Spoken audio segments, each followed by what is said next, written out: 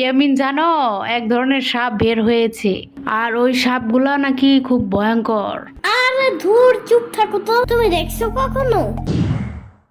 আরে না, আমি দেখি নাই, বাট শুনছি। এদের নাম নাকি রাসেলস ভাইপার। ঢাকার আশেপাশে নাকি আছে সাপগুলা। এই সাপগুলা অনেক ভয়ঙ্কর।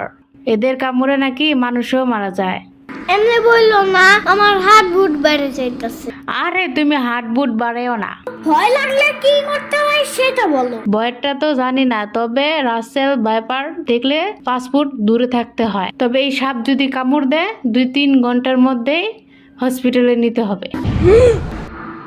পানির নিচে ডলফিনটা তো জঙ্গলের মতন, হেডাটা জঙ্গলের মতন। আমি রাসেলস ভাইপার সাপ। কি যোগ্যতা আছে তোমার? কি? আমি এত ভয়ঙ্কর একটা সাপ, আর সাপ হইতে কি যোগ্যতা লাগে নাকি? ঘুমাইতে যাও তো এখন। কি ঘুম? কিসের ঘুম? আমি ঘুমাই না, আমি মানুষদের আক্রমণ করি। হা হা হা হা হা। ঢং বাদ দাও।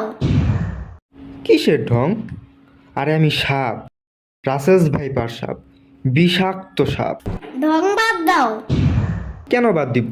আচ্ছা, তুমি শুনছো না বাংলাদেশে রাসেলস ভাইপারের কামড়ে 80 জন মানুষ মারা গেছে?